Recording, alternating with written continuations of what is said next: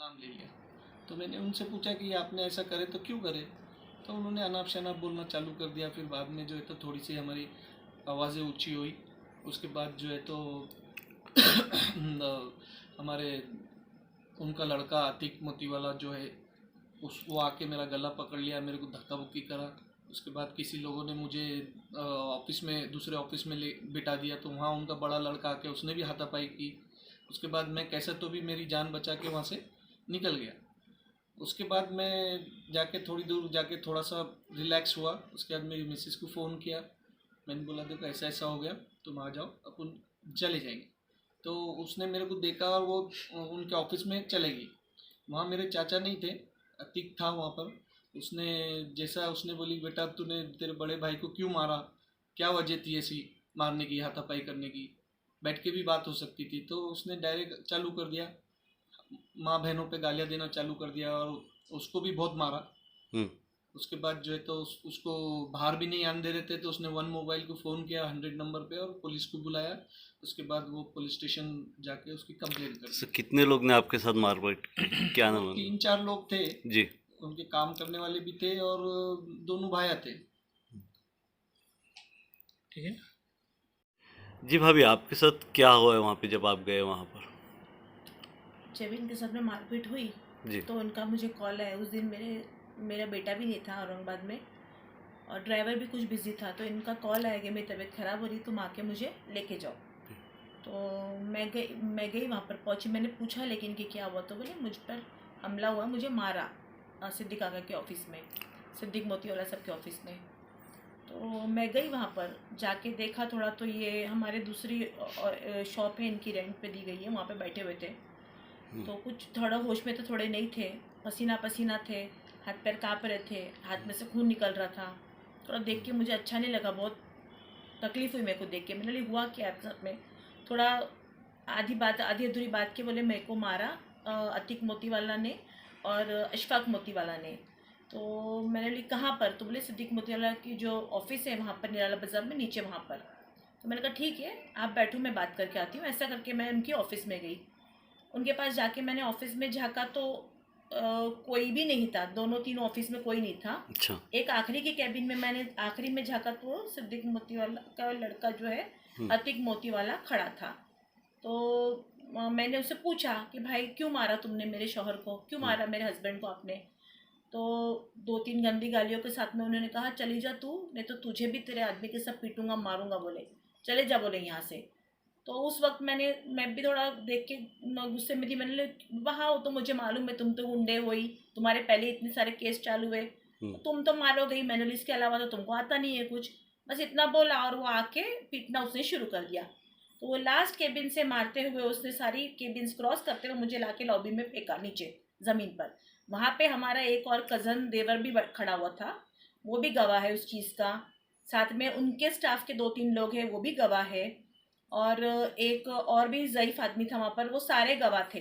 कोई उठाने के लिए नहीं आया, सिर्फ मेरा एक देवर उठाने के लिए आया। उन्होंने उठा के मुझे बिठा दिया। फिर कुछ ज़बानी बातें हुई हमारी 2-3। उसके बाद उन्होंने मुझे मॉलेस्ट करने की ट्राई किया। और उनका जो वो गौतम करके एक लड़का था, वो शेड्यूल कास्ट का लड़का था, मुझे तो ये भी नहीं मालूम था कि वो है। बाद में मेरे अगेंस्ट एट्रोसिटी एक्ट का केस डालने के लिए वो लड़का आया, क्योंकि वो लड़का दरवाज़ा बंद कर रहा था बार बार और मैं उसको जाके खोल रही थी। वो उसमें थोड़ा सा मैंने उसको हटाने की कोशिश करी कि मैं बाहर निकलूँ जैसे तैसे। तो वो दरवाज़ा नहीं खोला था। फिर मैंने वहीं से बैठ के मैंने कॉल किया 100 पे पुलिस को। तो सुना उन्होंने अंदर से और मुझे लिटरली बोला तू देख, बोले अब मैं तेरा क्या हाल करता हूँ, मैं तेरा क्या हाल करता हूँ, तू देख बोले अब। इतने लोग में से आपके हेल्प के लिए कोई भी नहीं आया वहाँ पर? सिर्फ एक हाजी अली बोल के लड़का था मेरा अच्छा। देवर, उसने मुझे ज़मीन से उठा के खड़ा किया। अच्छा। और जो 2 लड़कियां थी, मेरी लेडीज़ थी मेरे साथ में जो चली थी, जो हमारे फार्म पे काम करने चलने वाले थे, उनको वो पकड़ने आ भी रहे थे तो उनके साथ में भी धक्का मुक्की किया। मैंने बार बार पुलिस को बोला इसकी ये वाली ओके आप जो है सीसीटीवी की फुटेज मंगाओ। सीसीटीवी की फुटेज भी उन्होंने डिस्ट्रॉय कर दिया है। पुलिस ने वो भी कलेक्ट नहीं किए नहीं थे? करे। जब पूछा पुलिस ने तो बोला 24 आवर्स का ही हमारे पास उसका डेटा है। क्या आज मिनिस्टर साहब जो आए हुए थे, मिनिस्टर साहब, आप उनसे मुलाकात के लिए गए थे, वहाँ क्या हुआ? मैं जब तक मैं पहुंची, मुझे बहुत लेट मालूम पड़ा। जब तक मैं वहाँ पे पहुंची, जब तक वो अच्छा। वहाँ से निकल चुके थे, लेकिन मैंने एक से बात करके रखी हूँ। वो मुझे ज़रूर इंशाल्लाह मिलूंगी, मैं उनसे बात करूंगी इंशाल्लाह तो ताला। प्रशासन से इसके उसमें आपकी क्या मांग है, आप क्या चाहते हो? मुझे यही है कि अभी तो उसने रेप केस अगेंस्ट उसका चालू है जी शाहीन अली के साथ में, दूसरे उसके काफी चेक बाउंस हो चुके हैं, जी। मार्केट में बहुत लोगों से उसको देना है, उसको ये सारे केस तो बहुत सारे हैं। जो रेप केस का था ना, तो वो उसको एक शय मिल गई है कि मैं ऐसा करूंगा और कोई मेरा भी गाड़ नहीं सकता है, अच्छा, ये उसने करना है। और मतलब 3 दिन से वो कानून का डर दिल से खत्म हो गया उनका। बिल्कुल नहीं है। जब इतने केसेस चालू है, उसके पास आम क्यों है, उसके पास रिवॉल्वर क्यों है, लाइसेंस रिवॉल्वर, क्या देख रही है अपने कानून, अपने पुलिस वाले क्या देख रहे हैं सब? तो इसमें कोई प्रॉपर्टी का इशू या कुछ कुछ ऐसा भी है? नहीं है। वो ट्रस्ट की जो मेरे हस्बैंड ने आपको बात की वही, जी और वो तो तुम्हारा आपसी मैटर है, तुम लोगों की फैमिली का डिस्प्यूट है, मेरा उससे क्या लेना देना है? हम्म, मेरा क्या लेना देना है? तुम धमकी भी देते हो किसी को मोलेस्ट करने की या किसी को रेप करने की, तो तुम उसकी उम्र तो देखो, तुम ये तो देखो कि क्या है। बस तुम्हारे को बस आ गया कुछ धमकाने के लिए बोल दिए, ऐसे थोड़ी होता है। ये औरंगाबाद में ऐसा हमको बाहर निकालने का भी काम नहीं रहेगा। मैं तो अपील ही करूंगी सबसे कि भाई आप मेहरबानी करके पुलिस पे भी प्रेशर करो, सीपी साहब को भी अपील करूंगी कि आप इस पे कुछ ना कुछ जल्द से जल्द कार्रवाई करो, कुछ अगेंस्ट उसका अरेस्ट का वारंट निकालो। जी, अभी तो एफआईआर हो चुकी ना? एफआईआर हो गई 354 354A दोनों भी हो चुके हैं उनके अगेंस्ट। अब वो सबके ऊपर है कि भाई आप उसको जल्द से जल्द अरेस्ट करो, उसको तड़ी पार का बिल्कुल उसके ऊपर वो करो कि वो इधर से निकल जाए।